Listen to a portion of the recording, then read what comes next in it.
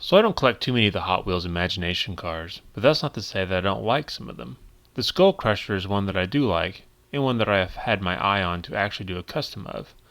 I had planned on doing this video around Halloween, but October is so far away, so I'm going to do it now and find something else to do then. This video uses techniques from several of my other videos.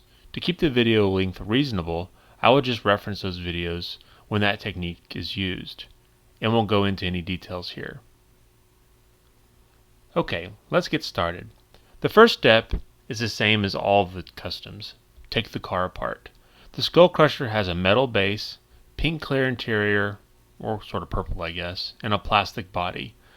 I'd hoped that Mattel had used the white plastic on the body, but looking underneath you will notice that the chrome turns black, indicating that they used black plastic instead of white. Darn.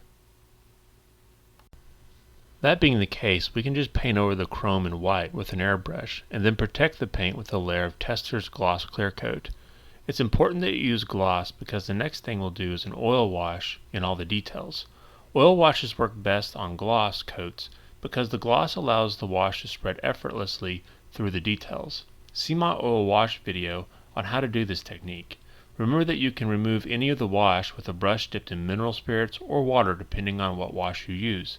This allows you to sort of build up the layers as you go along.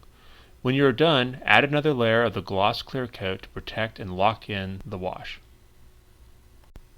I should note that at this point the Skull Crusher would look pretty cool, just on its own, and I plan to make one just like this in the future as soon as I can get my hands on another one. But we're going to take this a lot further. So for the next step, well, we're going to use hairspray. Any hairspray will work. Some do work a little bit better than others, but for the most part they all work the same. Just spray the body with a thick layer of hairspray and let it dry. This is a very well known technique and not something that I came up with on my own. The hairspray creates a water soluble layer that we can take advantage of to create an interesting effect later in the video.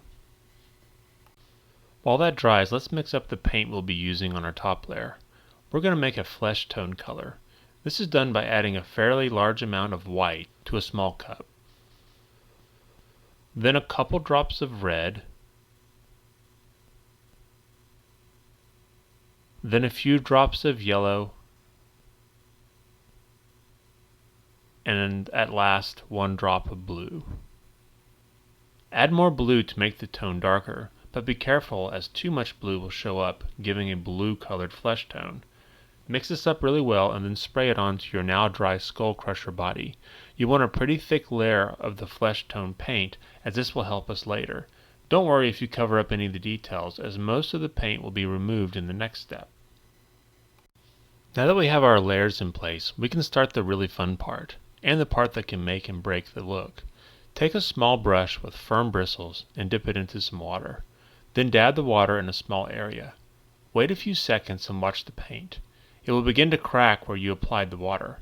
After this happens, use the brush to push the paint layer around, revealing the layer beneath. Be sure to remove or push the paint away from the details you want exposed. In this case, I want all the cracks in the skull to show up. Keep in mind we want a lot of texture to work with later, so if chunks of paints are lifted from the surface, just leave them. If for some reason you don't like the look when you're done, simply soak the car in water to remove all the paint. Then reapply the hairspray and paint, and then try again. When you get the look you like, let the body dry completely, and then we can move on to the next step, a blood wash. To make our blood wash, use red oil paint thinned in mineral spirits, and then add small amounts of black oil paint until you get the color of blood.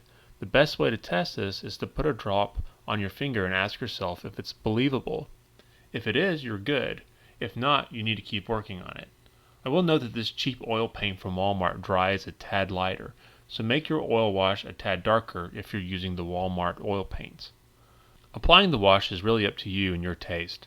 I started out small, just doing the edges where the skin meets the bone. Then later I got a bit more crazy and added large amounts in areas like underneath the eyes. You cannot mess this up. As you'll see later, I will remove some of the wash where I place too much. Also feel free to use other items to get other effects. I'm using some paper towels to blot the wash to get a thinner splattered effect. Some thought does need to be put into where the blood wash should go. Areas where bones meet should have more blood and flesh hanging on them than areas that are more exposed, like in the ribs. As I said earlier, you can remove the wash by dipping the brush in clean mineral spirits and dabbing in the areas you wish to remove excess wash. I'm doing this on certain parts of the exposed skull as I want these details to be highlighted and to be bright white, not a kind of pinkish color. After we're done with the blood wash, I'll return with the regular oil wash to add some depth and contrast to the recessed areas. This wash I'm using is water-based, not mineral spirit-based like the blood wash. This allows me to apply the oil wash without messing up the blood wash. To remove the oil wash, I use water instead of mineral spirits. Using different types of oil washes saves me time since I do not need to clear coat between them. When I'm done with the washes, I let them dry. Now comes an important decision. Do you want to clear coat in gloss or matte? Right now it's in matte, and here it is in gloss. I chose a gloss coat to give the gore more of a wet look. However, matte coat looks really good too. If you want, you can paint the body in matte and then come back with a brush and paint the areas you would like in gloss. It really is up to you and how much time you want to put into it. With the body done, we can make some very quick changes to the interior plastic by using the blood wash on the part that goes underneath the ribs and painting the eye area in matte clear coat. The matte will offset the eyes from the gloss of the body. For the base, I just painted it black and then dry brushed the grill areas in silver.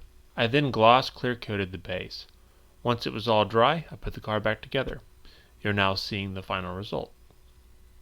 Something to note when doing custom such as this: uniformity is your enemy. This is in marked contrast to painting a real car where you want the paint to be uniform. To keep uniformity at bay, you really want 3 or more tones. In this case, red, white, and black. If you use blending techniques, you can create even more tones from the 3 and get even more richer detail. I recommend trying something like this if you're into customizing. For one thing, it's a lot of fun, and second, you'll learn a lot by diving into an area you may not be as familiar with. Well, I hope this has been as fun for you as it is for me. Please rate and comment below, and once again, thanks for watching. See you guys next time.